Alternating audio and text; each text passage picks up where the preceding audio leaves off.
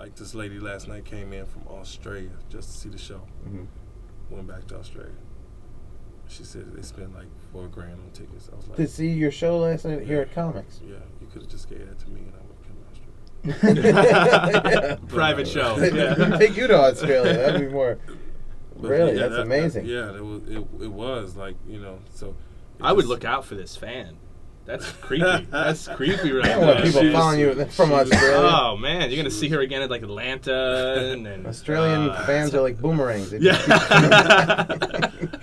back and back. Shout out to my Australian fans. Keep throwing them away. Oh, let us rejoice, for we are young and free. That's a true professional. You learn the anthem of every country for your fans. You gotta do what you gotta do. I want to thank my Welsh fans. Wales. No one knows about Wales. I wanted to talk to you a little bit about some of the work you've done with Jud Apatow in all these movies. Jud Apatow. What's it like to work with him as a director? Jud is simply a genius. He has his. I think he started this. I don't know. I shouldn't say all that. What? No, say it. He lets the camera roll, right? So he wastes footage. No. Footage wasting. No. Completely. And then you sit there and he digs and digs and digs until he gets the reality of the situation out of you. So he's like, make it real, make it more real. So that's how Knocked Up became. You know, that bouncer scene became what it became, because he was like, make it real, and you know, to the point where it just had to be real, and then he cut it together.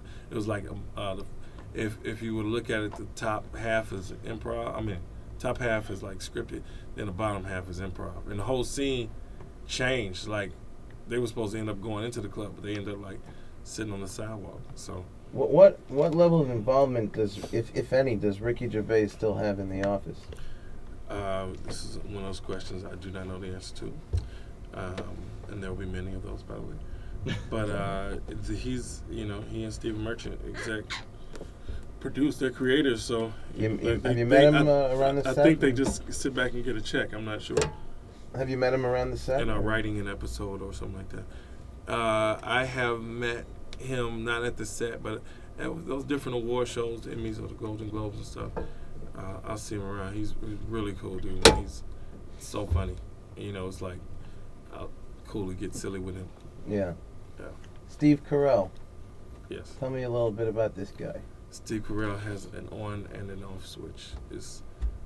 He can turn it right on and turn it right off and be like a regular chill dude. A regular guy, huh? Yeah, but he's obviously one of the greats.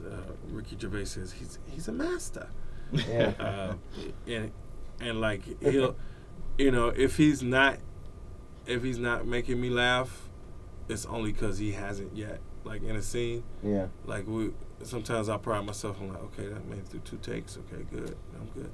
And then he'll come in and do something completely unexpected, and you like have to force yourself. I mean, there's a couple times I know I'm on camera, and you might not see it, but like I'm sitting up there like trying to hold my face, So yeah, I think he's going for the jugular. Him and Will Ferrell, like try to break you. I saw that video you and Will Ferrell did in the parking lot. Bat fight. The bat fight. How did that? Were you guys high? What happened there? We were filming Eastbound and Down. Yeah. I think I said like, what if we just started like, circling each other, and then Will said, bat fight, and then it was like, let's film it. Yeah. And Will improv that song right there. Just improv the entire song, and then it turned into what it turned into, and they put music to it, and I jumped out of a garbage can. So it was great. Rainn Wilson, one of the funny guys on The Office. Rainn, super cool. And that character Dwight just destroys me. I mean, it's unfair. He can do anything. What about the person, Rainn? Is he also like Steve Carell, an on and off switch, or is he a little more of a loose cannon? No, he's not a loose cannon. No, Rainn is he's got a wife and a kid. Is there anybody who's on the set who's a loose cannon? What's the dude, the warehouse guy, Daryl? You don't know what's gonna happen with him. Really? Everybody's pretty professional. We like dirt. We like hearing dirt on people. I want all the dirt. Office dirt. It's clean. It's a clean office. Yeah. You filmed the music video with the Red Hot Chili Peppers. Hump the Bump.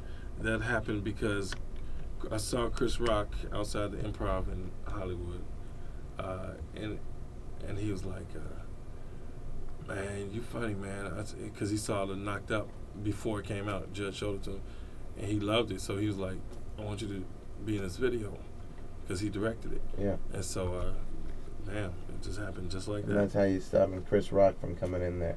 You're often stopping people from coming in places. That's my thing. It's funny how it works out like the that. Bouncer. You never, Yeah. Show, the bouncer. You never know what you know. The stopper, the people stopper. You don't. It's yeah. How people are gonna see you. You know.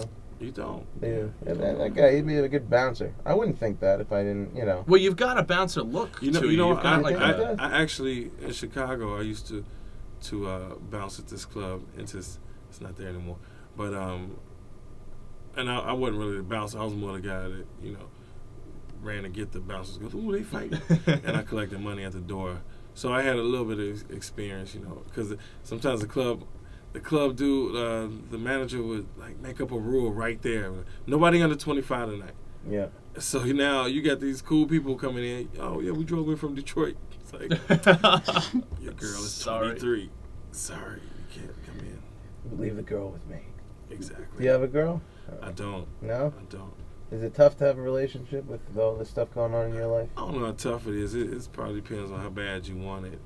But yeah, I'm like looking at the career right now. So, roller coaster. So I don't. Do you get a lot of women just because of who you are at this point? I date a little bit. I'm not out there like I used to be. But you're doing better than me and Chris. Chris has got nothing, and I have a girl who's dying from cancer. I get nice. Yeah, well, so it's got to be better than that, right? Cancer girl. Well, I mean, I do okay for myself. Don't throw me under doing the bus good. there. Are you doing well? I'm doing fine. You're doing terrible. I go out once Tell a week. him about the comedy club waitress. The comedy club waitress. That's the comedian's natural prey. The waitress. She got me. Like it was a National Geographic. It is. And there's, as you can see, the comedian stalking the stage, looking at the waitress bend over. The waitress has no idea what's about to go down.